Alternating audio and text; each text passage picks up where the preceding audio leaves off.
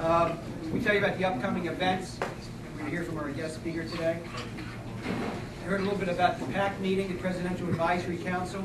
The next meeting is Wednesday, March 27th. If anybody's interested in that, please see me after the meeting. I talked briefly about the CEO Club sponsored of the Steve Jobs movie. Hopefully I'll have some information on that. Tentative date was sometime in April. But the movie is definitely coming out. Just don't know when. The following CEO Club meeting. Please mark your calendars. That's May 9th. It will be sold out, I tell you. We already booked the ballroom. That's with the Orioles. This is Dan Duquette, Executive Vice President of the Orioles. He's going to talk about the inside look at the Orioles turnaround. He's a really good speaker. Anybody met him? Anybody met him before? Yeah, we've met everybody. Can you show me your tree? You can't remember. But it's going to be a great talk. So if you're interested in bringing a guest, somebody who's a potential member, let us know and get that in early. We will have a big crowd. Our golf tournament, Kristen Rita Strauss Foundation, Yellow Dress Golf Classic, June 10th. Please mark your calendars on that. This is unbelievable. It's hard to believe. This is our 12th year, our 12th event. Through our foundation, we've raised over $1 million now. We passed the $1 million mark last event. And we've now trained over 20,000 kids through our association with Johns Hopkins. 20,000 high school and some college kids over 7 states through their adolescent depression awareness program. Kids will talk to other kids about depression before they'll talk to adults. And we're training kids on the warning signs of that. I lost my daughter 12 years ago to suicide, and it's just a tragic thing, I got to tell you. And our goal there is to help others, not to go through that same thing. I want to thank a lot of people in this room. We have a lot of support. A lot of people sponsor our event. A lot of people play in the event. They attend the dinner and the auction and so forth. Please let us know. We will be sold out. We've been sold out every year. So if you want to play this year, see us or get the reservation with Sharon. The following CEO Club meeting. Mark your calendars, please. June 20th. So put that down. I can't think of the speaker off the top of my head. Jim Bouchard, right. Talk with him. Interesting guy. He's a black belt in karate, and he has a talk that talks about the corollary between expertise in being a black belt to running a business. Just like Dan could talk to you about the expertise in being a quarterback, in professional football, and what it takes to be involved in an organization or a business too. The guy's a real super speaker. Heard him up in Boston. That's June 20th. So we really got some great speakers. And we really made a strong commitment to get great speakers. And it's a perfect intro into our speaker here today. And like I was telling you before, I had the pleasure of having dinner last night with Dr. Srinivasan Pilly. And he's sort of like a Renaissance man. I mean, he's got interest in a variety of different arenas. And is just doing unbelievable work, not only with the neuroscience of the brain, but in other areas too, and I hope he sheds some light on that too. Let me tell you a little bit about him. He's the CEO of the Neurobusiness Group. It's a premier technology and human capital solutions group. Current clients include such notable organizations as the World Bank, Lockheed Martin, Novartis, and quite a few of the Fortune 100 and Fortune 500 consulting firms. He is also assistant clinical professor of psychiatry at the Harvard Medical School, and he's been invited faculty at the Harvard Business School. He's also written a couple best-selling books such as Life Unlocked, 7 Revolutionary Lessons to Overcome Fear, and his most recent book, Your Brain in Business, The Neuroscience of Great Leaders. I was talking to him last night. He got into this because a lot of his patients, when he was working up at Harvard Medical School and doing his residency in McLean, was business people, corporate people. And they had a lot of problems with fear and anxiety and depression. And it's so when we're running our companies, don't think you're alone out there. You have a lot of company. I mean, it's a big issue in corporate America as well. Dr. Pilly is also an internationally acclaimed speaker. He's given talks throughout the country and literally around the world. He's talked in Boston, New York, California, D.C. Internationally, he's been in London, Paris, Switzerland, India, Romania, And in Greece, like I said, he spoke at our chapter at the CEO Club of Greece right after we did the intro, and he was tremendously received. Under his guidance, the Neurobusiness group has filed 3 technology patents. He has 2 more in the final stages before release, which is really, really fascinating. He has also developed more than 300 teaching and training modules, which he's going to share some information about that today. But really his secret is the combination of the power of technology with brain science. And he's really bringing a unique solution to businesses looking to understand how their investments in people development help companies reach their strategic goals. And he's really able to address and explain, this is fascinating to me, he's able to address and explain subconscious factors that impact corporate performance, and he can clearly define brain-based intervention methods that work. All the stuff you're doing in your subconscious, he can tell you what you're really thinking. Marty, you're thinking some crazy stuff. He's here today.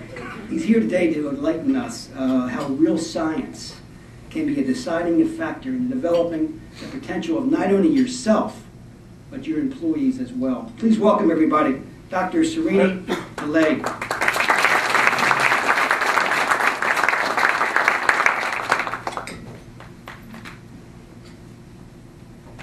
Thanks so much, Doug. Thanks everyone for inviting me to be with you today.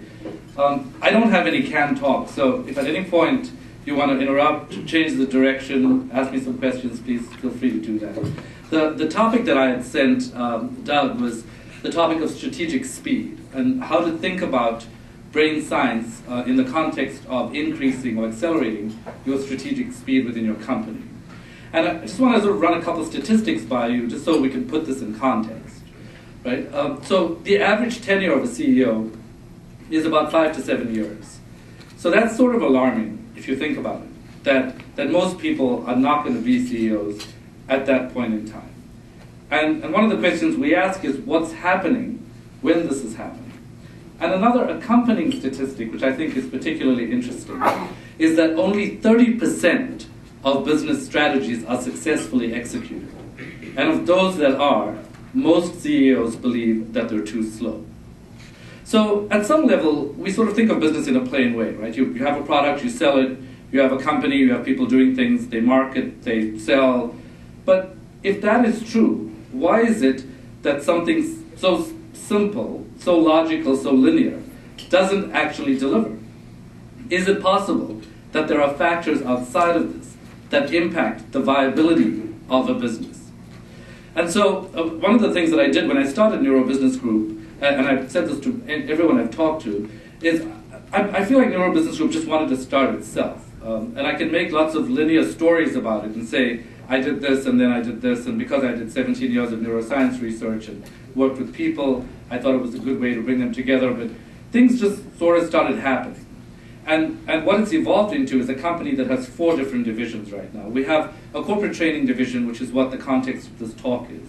But in addition to that, we have a self-help division, an NBG Kids division. I've written 5 books for kids about empowering children using brain science, which we're about to release in the summer. And then we have a lifestyle and culinary division, because I love food. And I sort of thought, if I manifest this idea, maybe it will start drawing my attention to relevant things around me. And it just so happens that right now in the lifestyle division, we're talking to Greta Monahan, and I'm not sure if you know, but she's on the Rachel Ray show every month. And when we met, we thought, well, what's common between someone who does hair and makeup and neuroscience? And part of it was that we had an interest in style, and we had an interest in thinking about clothes, and we had an interest in thinking about the role of the brain in relation to that.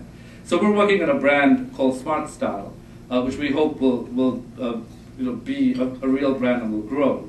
And in the lifestyle and culinary division, we're actually launching a brand of spices called Neurospices with a guy named Leo Lev Sarkaz, who's sort of the premier spiceologist in the world, who delivers spices to 3-star Michelin restaurants, and talking to some people at the International Culinary School about how we can change the way we eat with spices based on some of the research from brain science. So the unifying factors across these different divisions are really twofold. One is, how can we help people feel better? And the second is, how can we help them feel better by using their brains? And so I'll start out with how some of this evolved. Because when I first had this idea, and I was just I had started doing this. I'd had a couple of gigs, and a couple of repeat gigs, and had taught this at a coaching institute. And then I thought, maybe it wants to be a company. So I called my colleagues over at Harvard Business School and said, so what do you think about this? Do you think CEOs are going to want to listen about their brains? And they said, absolutely not. They have no time to listen to some academic Harvard person talking about their brains. They've got to make money. And so I thought, well, okay, I understand that. Being a CEO of a startup, I wouldn't just hire someone to come talk to me about something. So I talked to them about it, and they said, no, this is just not a viable business. And I thought, I want to try it out, and I'm kind of a risk taker, so why don't I try it out? And 2 years ago, Harvard Business School called me and sort of asked me if I would start teaching brain science in the executive education program. And so we've just finished our first series of courses for people who have a net worth between $50 and $500 million. And they thought it was particularly helpful. We've got some really good feedback, so they're wanting to extend the brain science into the rest of the curriculum as well. So for me, it was very gratifying to know that something that I was so passionate about was actually starting to find its way into different places. And I'd like to say that I would like to take the credit for this, but the reality is that I don't take myself that seriously, and I don't really know what's happening. But something is happening, and with all of the research that's going on right now, I also take research with a grain of salt. Research changes all the time. I'm really passionate about the brain, but I'm not going to stand here and tell you should be thinking about the brain all day, because you probably won't make money. So part of what I would like you to do is take this perspective and ask yourselves, if I am going to be thinking about the brain, how is this going to impact what we're doing? And with those 350 modules that Doug talked about, when I get hired to do this kind of work by companies, I've now started to say, why are you paying me? I don't mind, I like entertainment, I've actually been in theater, and it's fine, but why are you paying me? To talk to you about change, to talk to you about resilience. Is it just some kind of abstract thing, or do you really want some impact on your business? And so in lieu of that, we actually have filed some patents connecting our 350 modules to business impact and ROI, partnering with some pretty cool ROI institutes in the country in order to try to have a humble attempt, because I don't believe that ROI is so obviously measurable, and I believe that not all of this is so hardcore, but at least to respect the fact that we're delivering something, why don't we connect it to how you can make more money? And why don't we try to track that over time? Because in my mind, the best consulting companies are not the companies who are, from Harvard or have, a very high status in the world. Some of the most major consulting companies have made huge errors. They've told Apple not to start stores. So it's kind of amazing. So I feel like what I really want to do is be with CEOs in order to help them achieve their goals and recognize that we all make mistakes, but we have particular kinds of frames that we can be sensitive to, try to relate it directly to the company. And once we relate it to the company, just try to make changes every few months to see if we're actually going along the right course. So that's my general approach to this. It's why we think about brain science. And when I first started this, people would say, well, is this some kind of academic thing? What does the brain have to do with business? And I would say, well, it's not such a stretch. It's like, businesses want money, and businesses are made of people, and people have brains. So if everything we saw on the outside was what exists, then that would be fine. But the brain science really does add a different dimension of meaning for us to consider. As Doug mentioned, the unconscious is a big part of this, and I think trying to understand how the unconscious brain works can be helpful in pretty tangible ways, and I'll go into one or two examples of that. The second thing is, I think most people would agree that rational economic theory is sort of out the window. Some things make sense, but some things don't really make that much sense. And so when we talk about non-rational factors as opposed to irrational factors, non-rational factors like emotion, for example, I tend to think of emotion as the medium in which thought moves. So it's sort of like the water, and thought is the ship. And if you don't have emotion, you really are moving your thought in a dry dock. And so one of the things that we try to do is to try to figure out when the emotion helps and when it hurts, because it can help and it can hurt. And there have been some really cool studies done on this, even studies in arithmetic. There's been a study done where two groups of people were given, a group was given an arithmetic problem. Some got it right, some got it wrong. For the group that got it wrong, one group was given only cognitive training, like this is the way you add, this is the way you subtract. The other group was given cognitive emotional training, and the group that had the cognitive emotional training had a superior outcome. So the question would be, well, what do emotions have to do with mathematics? But if you've ever seen a passionate mathematician, they don't just sit around saying, well, you know, I think this. It's like, you know, what is this problem and how do I get into it? Emotions are connected to thinking. And they're very connected to business as well. And if you read the biographies of a lot of business people, emotions are an intrinsic part of what business is about. So I think starting to open up that dialogue using the brain science is also particularly helpful. And the brain science also provides a different reframe. You know, people are tired of hearing the same old thing. And so if you repackage it, like any kind of product that you repackage, it's actually, it's easier to receive that information. So the unconscious, the non-rational, repackaging, and providing unique views is why, as an overall subject, the brain science can actually be particularly helpful. So when we think about strategic speed, if you're thinking about your own lives and your own companies right now, if you want to go faster, what do you do? And how can you go faster and be more successful? Well, a book that was recently written by Jocelyn Davis and colleagues looked at how fast companies differ from slower companies. And there were 3 factors that distinguished fast companies from slower companies. They are clarity, unity, and agility. Now let's just have a time out there and think about what I'm saying in words to you and what's happening to your brain, right? So I'm saying something, it's going through your ear, it's registering in your brain, but it's kind of like a meaningless word. Like clarity, unity, agility. Like what are you going to do with that actual information? Yet we do this every day. We confuse understanding for actually coding information in the brain in a way that we can recall it. Because what matters is not what enters your brain. I mean, all of you probably do have the knowledge that it takes to run your business. The question is, do you have the swiftness and the access to access that knowledge so that you can go right in with your inner attention and call up that information when you need it in a decision-making process? So let's take a look at clarity, right? So what exactly are we thinking about when we talk about clarity? One of the constructs that I like to talk about when we talk about this is the notion of unconscious fear. And if you think about fear at a conscious level, so think about your everyday fears, right? You look at the your tablet, or you open the newspaper and you see the stock market's plunging. Or you look at your company's quarterly assessments and things are not looking good. Or you're thinking about your own life and you're attacked by conscious fear. So when you are consciously afraid, what is going on in your brain? The way we test this is we ask people to lie down in a brain imaging scanner, and then we show them a fearful or threatening face. And then we look in their brains to try to see what's going on. And if you are consciously afraid, and I want you to be thinking about the conscious fears that you have in your life, if you are consciously afraid, there's actually a collection of nerve cells that is almond-shaped deep inside your brain called the amygdala that starts to activate. And so from that we understand that the amygdala registers anxiety and fear. And it registers this consciously. Now, if I give you information between 0 and 10 milliseconds, if I just flash an image in front of your face for 0 to 10 milliseconds, nothing will happen. Because it's too fast for your brain to pick anything up. But if I give you this information between 10 and 30 milliseconds, it's long enough for your unconscious brain to pick it up, but not long enough for your conscious brain to pick it up. And between 30 and 150 milliseconds, it's actually long enough for your conscious brain to pick it up. So when I'm showing you conscious fear, I'm showing you the image for 30 to 150 milliseconds.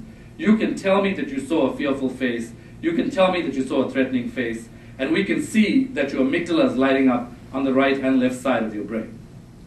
Now, what happens if that fear is unconscious? I want you to think about this. On a daily basis when you're walking around, what about those unconscious fears? Fears like fear of failure. Am I really going to make it? Am I messing up my life? You know, one of my fundamental approaches to life is you live, you die, and you do something in between. And the question is, you know, if you're doing something in between, are you doing something that really matters to you? Forget about what the ethical laws are and what the social laws. I know somebody said, you know, I'm involved with the conscious capitalism movement, and someone said to me, oh, you know, I hope your business is conscious. And I said, no, it's really not conscious like that. And she said, what do you mean? And I said, I'm not interested in trying to match some notion of what I'm supposed to be. Rather just work from my heart, test it out, try to make it real, and do something that I care about, and I trust that process more than just matching it to something. But if you think about fear of failure, every day going to work saying, am I going to make it? Can I grow this company? And then what might seem like a counterintuitive fear, which is fear of success. When I say this to people, people say, I'm not afraid of success, I want it. Yet if you look in the brain, if you tell yourself consciously, I want to be successful, then in the brain, in the posterior parietal cortex, which is to the top and back of the head, there is what I call the brain's GPS system. And it collects data, and it actually punches it in so that it creates what we call motor maps. And these motor maps actually give information to your action brain to tell your action brain where to go. And a lot of these maps are created under the radar. They're what we call unconscious information feeding into the brain's GPS so you can get to where you want to get to. Now imagine if you're the GPS and you're getting this information, I want to be successful. And then simultaneously you're saying, but I don't want to be in the public eye, and I don't want people wanting money from me, and what if I have to work harder, and can I really get there, but I'm afraid. The GPS is like, you know what, you make up your mind. You want to be successful, you're going to be successful, but don't give me this double talk. And so a lot of people believe that they're giving themselves straight messages about wanting to be successful, yet they're carrying these doubts and fears, and the doubts and fears do eventually become messages. It's electrical energy, right? It becomes a message that's registered by the brain's GPS, and so this kind of fear does impact the brain. So if you were in the scanner and I showed you a face between 10 and 30 milliseconds, and then usually we follow this up by showing a neutral face. So if I showed it to you, you would not know that I showed you a fearful face. Just like you don't know that you have fear of failure in you when you're walking into the office. Just like you don't know consciously or think consciously, have I messed up my life? But it's there. It's lurking in the brain somewhere. So if I show it to you between 10 and 30 milliseconds, you're not going to know that this fear has been registered. But when we look in the brain, we actually see the amygdala light up. And so we know that the amygdala is going to light up even with unconscious fear. I mean, this effect is so impactful that even in people who are cortically blind, meaning they cannot see because the seeing region of the brain is knocked out, if I show them a picture of a fearful face, they will pick it up at a rate greater than chance because the amygdala activates. And people say, well, how can they know that they're seeing something if they can't see anything? And that's because the image enters the eye, it then registers in the amygdala, but it doesn't get interpreted by the seeing brain. So unconscious fear is impacting your brain. And so a lot of people will this is an interesting fact, it's interesting to think about, but from a business perspective, so what? The so what comes in when you start to think about the connections between the amygdala and the decision-making brain. Because if you want clarity in your strategy, the amygdala has direct connections with the thinking brain. It's where you take risks, where you make decisions, where you think about your strategy, where you're trying to figure out what the next move should be, what's the right market, who's the right partner.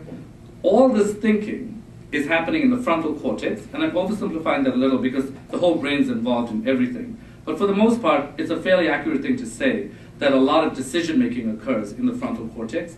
But if you have an amygdala that's overactive from all this conscious and unconscious fear, this starts to spread to the frontal cortex because there's a direct connection. And so you may think that you're thinking clearly, or you may hit a wall in your thinking, and then you start saying, how else can I think about this? If the pipeline's running dry, what new drug should I come up with? Should I partner with someone? Should I get into branded generics? How do I actually save myself from this particular place? If you start to think more and more, what you end up doing is reaching a stalemate position because it's not the thinking that may need to get addressed, it's the feeling. Because if you dial back on the anxiety, it actually releases parts of your thinking brain to be able to do this. And so one of the things we teach in companies is how do you target the amygdala? How do you target the thinking brain? What are the mechanisms of doing this? And when you do this, is this effective or not? So one common, I won't go through all of the mechanisms, but one common mechanism is a mechanism of reframing, right? So, a basic example would be my competitors are increasing their access to the same market. I need to figure out how to be more creative. How can I be more innovative? And suddenly you realize you don't actually have the budget to be innovative. And even if you did and you created something, you may not have the money to patent something. So you start saying to yourself, how can I be innovative when I have no money? It's kind of frightening to the amygdala when you give yourself that message. But if you take that same message and reframe it a little, which is, how do people with little money innovate? Because there are people in the world who have little money who innovate. Then the brain starts searching for where are the exceptions. One of the questions I'll ask people in general, and maybe you can let me know by show of hands, how many of you want an exceptional life? So pretty much everybody, right? But yet everybody talks about what's likely in terms of probability. And exception, by definition, is low probability. So if you want an exceptional life, if your life seems highly likely, you're probably going the wrong way. The question is, how do you open up possibilities rather than following probabilities in order to learn from yourself and your own brain? And this is what I think makes the true great masters. The thought leaders are not people like me. I mean, you are the thought leaders. What I would do is come in and tell you about some of the frames I've learned about from brain science and organizational psychology. But the real action happens when you, the artist in you, in the business, starts to leverage all the complexity of you into that frame. I mean, everybody writes a business plan, but most people who write business plans fail. So it doesn't mean business plans are bad. It just means that you've got to leverage something more subjective into that objective space. And this is what I think a lot of business people are eventually afraid of, because it's easy once you know you have the plan, you have the category, you know what you're selling, you know where you're marketing, but there is something special about you that if you access that, you will be able to leverage it into that space. So clarity at some level is really about making sure your prefrontal cortex is working so that your amygdala is not disrupting it. And there are ways that you can do this. So one other thing, just to complicate issues a little more, is if the anxiety is sudden, like you get up on a Monday and you're thinking, oh my God, I hate my life is hell, I feel really anxious. Reframing actually makes that worse. So reframing only works for top-down anxiety. It only works if the anxiety is slow and gradual and intellectual and you're thinking about stuff. But reframing does not work for bottom-up anxiety. For bottom-up anxiety, you have to access the amygdala much more directly. So one method we would teach is what we call emotional introspection, which is a lot like mindfulness. So essentially, it's taking us, rather than thinking more, which is cognitive reflection, emotional introspection decreases amygdala activation. So emotional introspection decreases amygdala activation. You develop some distance from your thoughts, and you just watch them with no judgment. And this is a really cool technique in the middle of a busy day. Not suggesting you spend the whole day just watching your thoughts. But the idea is when you've hit a wall and you realize you can't think yourself out of it, try to feel yourself out of it by dialing back on the anxiety through one of these techniques. So that's one of several examples that we would talk about in terms of clarity. And the unique contribution of the brain science there is the information about the unconscious function and the information about how you can target specific regions. I'm not that smart, but I am a former athlete. Would that be similar to why certain athletes succeed under pressure and they can make a putt to win the Masters, while others panic and can't make a 2-foot putt or free throw? Absolutely. In fact, with athletes, and I've worked with a few athletes as well, with athletes there are a whole other things to consider. So for example, there's a theory which has been studied for many, many years, and God bless the researchers who kept on doing that. But it's called ironic process theory. And the simple theory is that if you speak to yourself in nots, like do not do something under stress, you actually end up doing the exact opposite of what you want to do. So, do not drop the wine on the red carpet, on the white couch, and you're walking and you say, all of a sudden it's all over.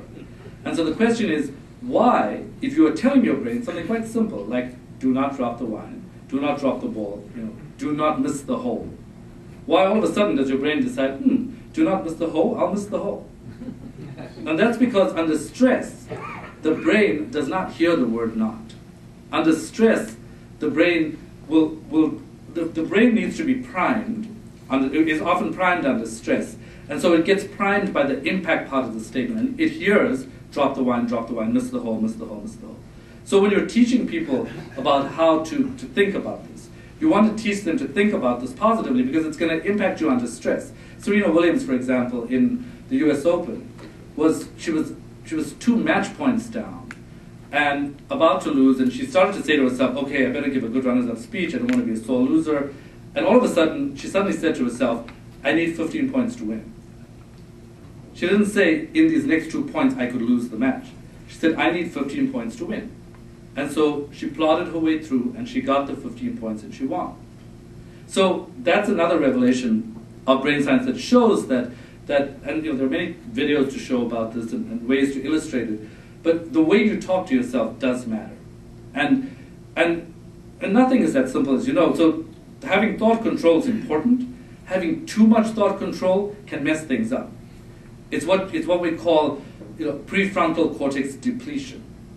So in a study that was done, for example, if you take a group of people who are watching a video, you tell one group, focus really hard on this, on this, on this, and you just let the other group watch it as usual. And then you show them videos of tragedies to evoke actions about whether they would help them. The people who've been focusing on the video really don't care at all about the tragedy. And part of that is that they've used up all their caring energy. You find this in a lot of professions, compassion fatigue. It's not, and when you come home from work sometimes, you feel like you're really tired. It's not like you don't actually care about your kids. It's not like you don't actually care about your partner. You're tired. You have prefrontal cortex depletion. And so part of that is to figure out how to build some kind of invigoration into your life in order to restore that balance.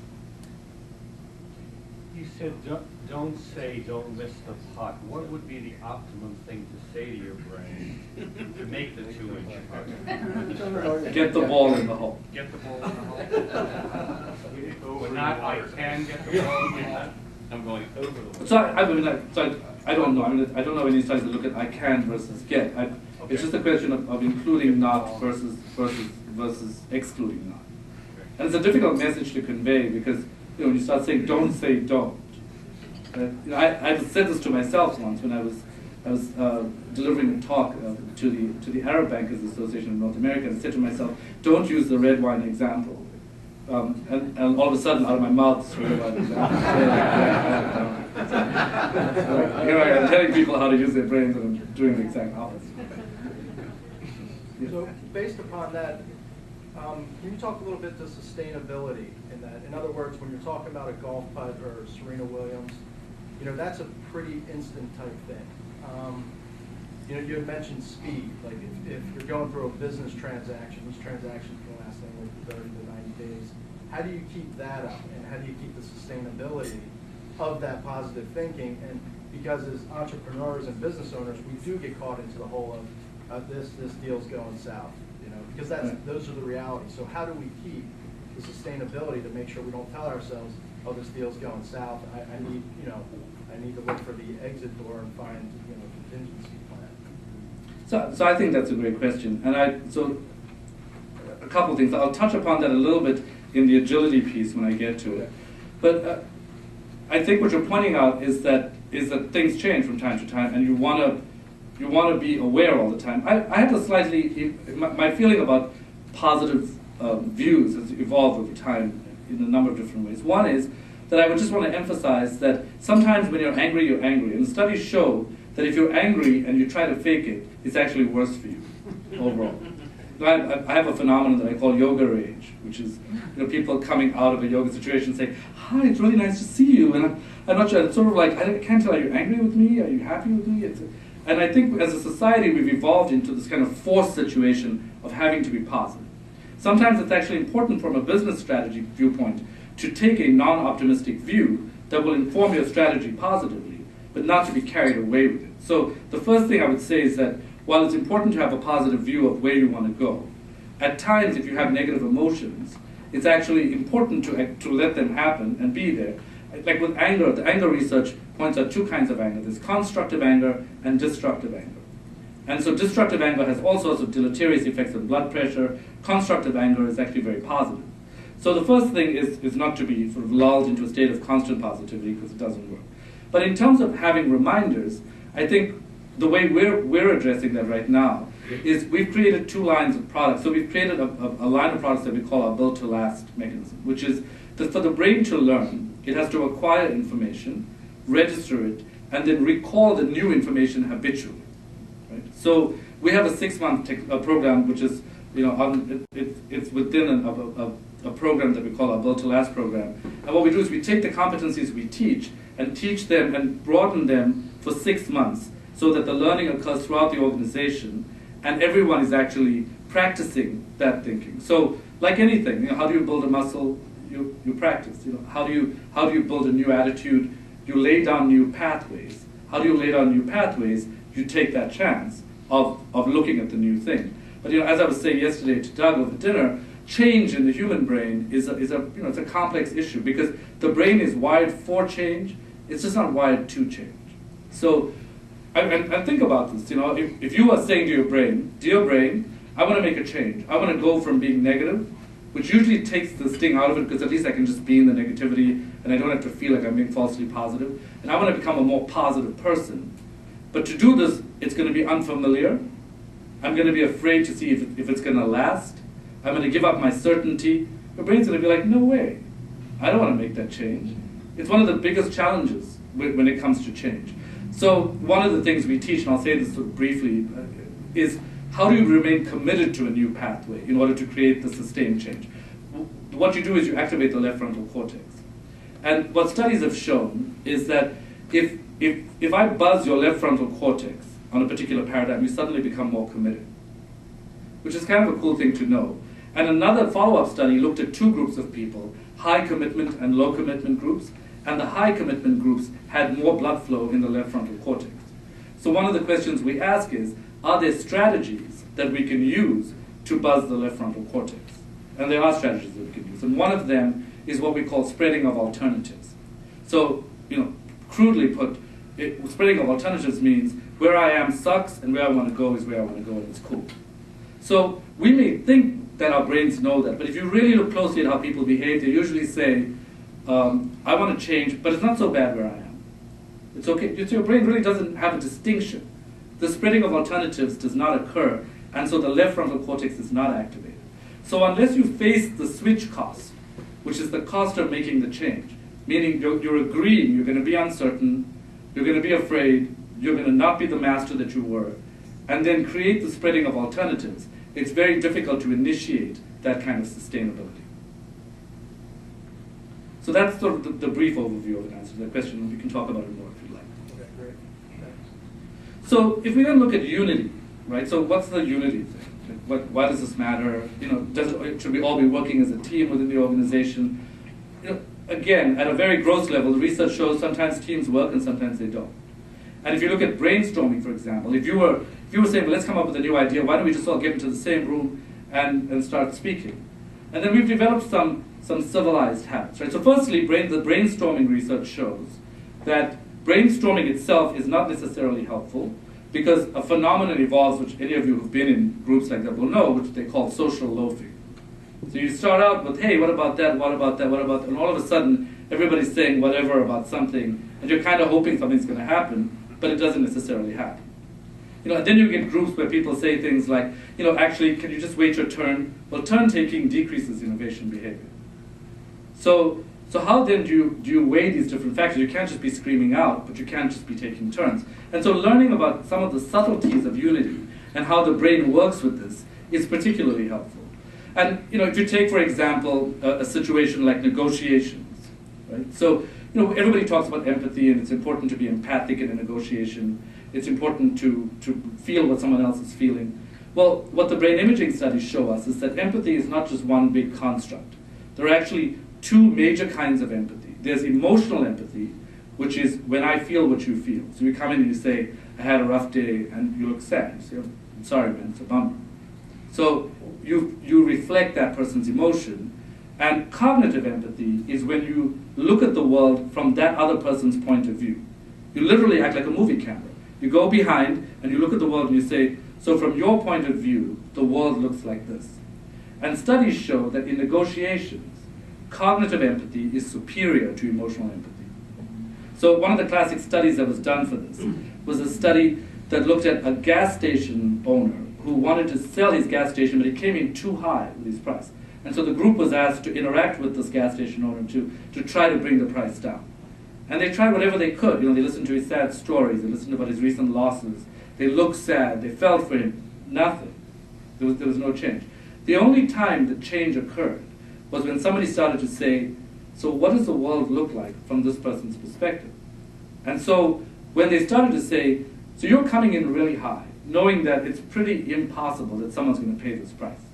But you must be doing this for a reason. How come you're coming in so high? And that's when they got the story out about the fact that he had lost everything. The only thing he had was his gas station. He felt like he needed to sell it, but if he sold it, he'd be coming back to nothing after his vacation. And that's when they were able to say, well, okay, then when you come back, we'll give you a job. Can you lower the price? And that's when they got to this common ground. Now, emotional empathy is helpful. It's not helpful. It's just that in that situation, having a combination was helpful. And it's important to know that emotional empathy can also block what's going on. Like, sometimes if you're having a bad day or something bad happened, you say to someone, but you don't really want them to have like a totally tragic response. So you say, I had a bad day. There was someone in my class who, if you said anything to her, she'd go, And it's sort of like, it pisses you off. You're like, it's not that bad, I'm just saying that. So emotional empathy can be helpful under certain circumstances, and under other circumstances, it can't be. So once we learn about some of these team dynamics, and we learn about the fact that in the brain, we have mirror neurons, which activate. So if I move my hand like this, there's an automatic system of neurons in your brain that will activate, that will represent this movement as if you are moving your hand just like this. It's sort of why, but it's at a sub-threshold level, or it's inhibited. So those of you who watch sport, sometimes you just feel like playing the sport after you watch it, because your mirror neurons have been activating the whole time. They've been representing that motion. But what's cool about the research is that we now know that this mirroring can occur not just for motor function, for movement, but it can occur for intention and for emotion. So if I'm feeling something, or I come into the room with a kind of suspicious intention, you can pretty much guess that the other person's mirror neurons are going to start activating. And this comes up in all sorts of even lighter situations in corporations, like how do I deal with someone I hate at work? Because every time I walk past them, I'm going to be hating them. Their mirror neurons are going to go off representing my feeling. And so what we do is we teach counter mirroring techniques to be able to change what that activation is. So that's clarity and unity. We'll take a few more minutes and just tell you a little bit about agility. So agility is another thing we get asked to come into organizations for a lot. We want to become more agile. But it's a little bit like that innovation word. It's nebulous. Like, what does that mean? Agile about what? Innovative about what? How do you teach this? So when it comes to innovation, and trying to think in a more agile way, there's actually some pretty robust data showing that some methods are better than others. Like there's a technique called generic parts technique, which produces a 67% superior outcome compared to just hanging out and trying to figure out a solution in a group. And what generic parts technique is, the classic experiment is, if I asked you to put two metal loops together, if you put those loops together, and what I'm going to give you is those two loops, and I'm going to give you a candle and a box of matches. How would you do that? The commonest answer is, well, I'll burn the wax on the candle and try to put the loops together. And then I would say, but it doesn't hold that way. And what you would need to do is take everything and break it down into parts. And once you say a candle is wax plus string, the word string triggers the fact that you can tie the loop together with string. And so dissecting component parts that already exist, and this is true of your companies as well, dissecting those parts can reveal new associations and new functions amongst the different units. Now when it comes to agility, what we're talking about is the ability to sense and respond. Right? So in Jocelyn Davis's book, she uses the classic example of Vodafone. So they spoke to the CEO of Vodafone. They said, how are you so successful the whole time? And the CEO basically said, I run my company like a startup. So I take 3 months for new ideas. I devote limited resources to the idea. And by the end of that, we either messed up and have not lost a lot of money, or we've got a great idea and we start building it. And I don't have any 2-year projects anymore. I don't have any 3-year projects. I just create these small innovative projects so that I can become more agile. And if I'm wrong, then it'll send me in another direction. But I'll know in 3 months rather than in 2 years. So that sounds cool as an idea, but how do you access your brain to start becoming like this? Now, there's a lot to say about this, but one of the things that we teach is not all your brain switches that you need to be on are on at any one point in time. Like if you look at the brain of gamblers, for example, a gambler is constantly pulling a slot machine, and you're looking at it and you're thinking, what are you doing? Like, you're just losing your money over and over again. Your family is losing its money. Like, how can you not think this? It's because when you look in the brain of the gambler, what you see is the reward center is fully activated, and the risk center has gone to sleep. So there is no risk assessment going on in the brain. So if you said to a gambler, why can you not see that? It's like, I don't know, I don't see it. So if you start to teach the gambler how to turn on that risk switch, how to start asking questions, that starts to turn on and you get an improvement in that function. It's the same thing with agility. We imagine we are most agile, but the truth is we can train our brains to become more agile. So a recent computer algorithm actually took all of this different data, funneled it into a computer algorithm, and came up with 5 things that the brain does in order to become more agile. So if I said to you, if you're walking in the dark, again, I think one of the commonest consultations we get is, can you come talk to us about risk management, but not old-style risk management? Like, we know what's happening. Like, we literally have no idea what's happening. Like, we are walking in the dark. How do you learn how to walk in the dark? Like, what do you do when you're walking in the dark? And what I'm not going to say is, oh, you know, maybe you can look there for light, you can look there, because they've looked everywhere and there is no light. The problem is there's no light outside, but there's a ton of light inside, because the brain can still operate to walk in the dark. And so the brain has these different mechanisms. One of them is called feedback control, for example. So when you're in the dark, you actually can decide, you know, what's high impact data versus high drama data. You know, and then there's a thing called impedance control, which is if I'm moving toward my goal, but I haven't realized I'm resistant, what could be causing that resistance? And you ask that question to turn that switch on. And there are a couple of other techniques which involve looking at the pluses and minuses, and then trying to understand how you can make predictions, and then what we call sensory motor control. You know, a classic example is this. I always tell the story. I was hanging out with a friend in Milan, and we used to always joke about the sculptor Anish Kapoor, because he did real life installations of things like, I was paid a lot of money for putting garbage cans and, you know, broken sidewalks and things like that. So we had a couple glasses of wine and we said, oh, let's go to the Anish Kapoor exhibit. And so we went in thinking we were going to laugh, because what they had was an installation of a tunnel. And so he said, oh, let's just go walk in the tunnel. And I said, no, it sounds ridiculous. I'm not going to walk in this tunnel. Like, what's possibly going to be revealed? And some really obvious things hadn't struck me, like when you get past the initial part of the tunnel, it actually is pitch black.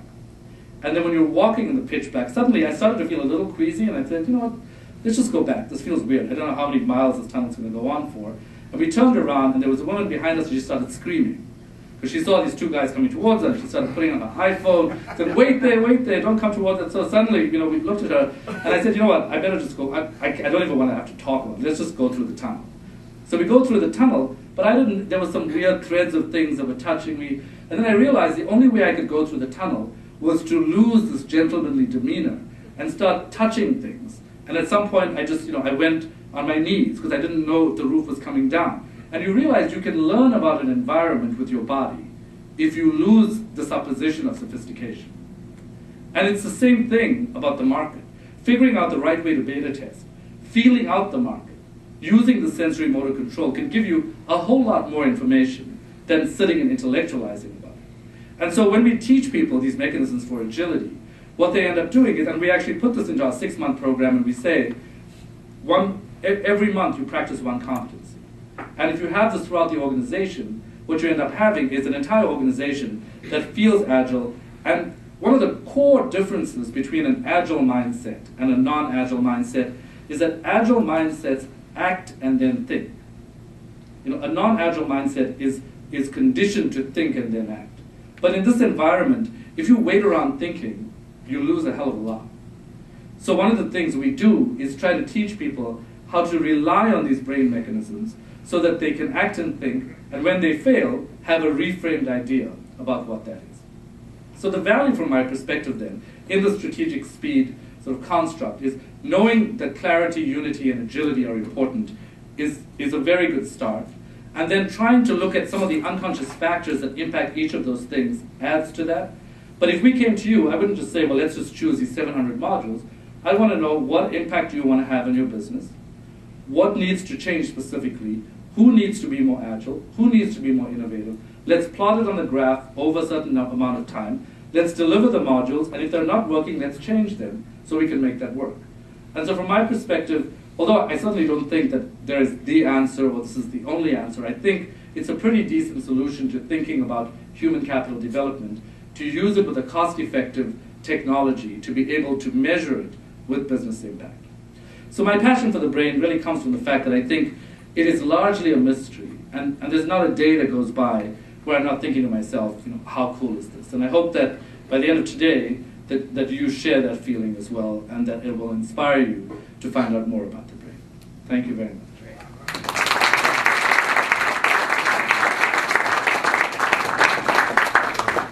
Time for a couple questions. Anybody? And Serena, if you could repeat the question. Sure. So when you were talking about brainstorming, do you have could you explore that just a little bit more, a couple of tips or examples of how to make a brainstorming session work better? Sure.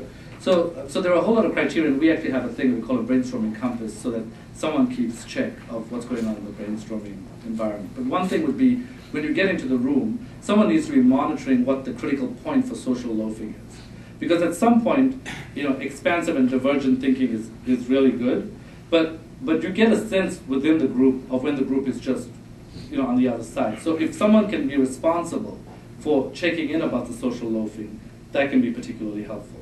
And then if the group has this idea that everybody should take a turn, I think that the person who's leading that group could actually help the group understand that from time to time there's going to be speaking on top of the other person, and you learn the skill of stepping back and moving forward and stepping back and moving forward rather than being offended that someone's speaking over you. Because it will then allow for a greater degree of innovation. And that's true for the other factors in the brainstorming process as well. Sure. Any other questions? Talk about, in a sense, changing the brain. Is it a function of age? Does age come into play where younger people could benefit more from your intervention than older people? Or how does age go? So that's one of the reasons I started the kids division, because while I was having my megalomaniac vision of transforming the world, I thought, why not try to change the brains of kids, because they have the most neuroplasticity. So they do have more neuroplasticity. Having said that, I think stroke research is going to be revolutionized by the fact that the brain can change. Because now people are able, just with pure imagery, and this relates to the sports examples as well, with pure imagery, you can activate the motor cortex in an adult. So it actually is possible to go from being paralyzed to walking, but we know that in adults there are particular things that you need to do to increase the plasticity.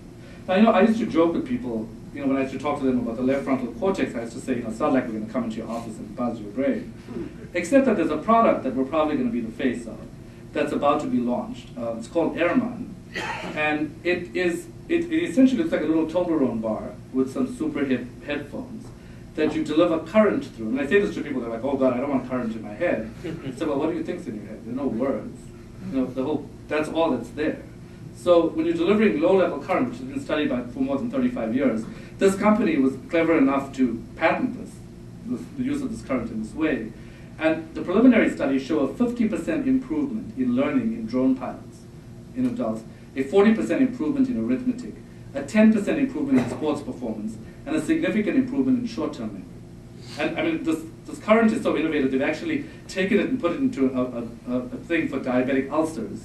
And it's actually reversing the process of diabetic ulcers and covering them up. So that particular device, and Harvard has actually just done some studies that were published in Neuroimage, which is a pretty prestigious journal, showing that the brain changes that occur are actually real and correlate with those findings. And Harvard has now joined forces with Brain Gear, the company, to form the Harvard Brain Gear Lab, because they want to bring this to market, and the first target is the corporate market. So in adults, the brain can change. I'm with Lorraine Health Systems, and are you familiar with the bionic leg that was developed in Sunnyvale, California? I'm not familiar with We're it. currently therapists are trained to use the leg, and primarily it wraps around the existing leg, and the computer brain sits on the top of the thigh, and it rewires the neural pathways for the brain so that people can use their extremities again. And we've been using it now for 6 months, and we're seeing actually it's improving on Parkinson's, multiple sclerosis, as well as post-stroke. Yeah, that's very believable to me. Because part of for years we've believed that thinking affects movement. Right. But if you initiate some kind of movement or sensory process, it can actually influence thinking. In the corporate sphere, there's the construct is called embodied cognition. And what it essentially points to is the fact that if you perform a movement, it can create insights. So one study that was done on metaphors, for example, looked at what out-of-the-box thinking means. So they thought, well, why don't we just build a box and have half of the group climb out of the box and see if that's going to change their problem-solving ability. And the group that climbed out of the box was able to more successfully solve creative problems. So the embodied metaphor of any situation, of imagery, or that kind of stimulation can actually change the way you think, and the thinking and movement starts to close the loop, and you actually are able to move. So thinking and movement are very intrinsically connected in decision making. Are you familiar with the neurofeedback field? A little bit. So a lot of what you talk about is being done. Neurotherapy tools where I actually will put electrodes on folks' heads. Right, no, so I'm aware. When I say a little bit, I mean I haven't, Right, they get feedback. I don't have the to same depth of activate understanding as frontal that. lobe. So it's an exciting field. So I actually do put electricity or low energy Right. into that left frontal lobe. And I think it's going to be changing a lot of the field. I think neurofeedback's been around for a long time, but people it was ahead of its time. And so Exactly. I think now that functional magnetic resonance imaging is accompanying it Right. in a certain way, people are beginning to be a little bit more open to it. Yes. Because one of my passions is music, I'm actually I'm working with someone in Greece right now to convert the electrical current into music. So we can get the Adele electrical current version and the Adele non-electrical current version. So you can do this while you're working out. If you could leave us with one thing that corporate executives or business and entrepreneurs should do in your experience in working with a lot of different people, what's one thing that everybody can do to enhance their capabilities? Would you leave them with? Of the things that I said, I think probably one of the things to think about the most is when you hit a wall in your thinking, consider the fact that it's your feeling that's out of control and make that change first before you start to think some more. Tremendous talk. Thank you so much.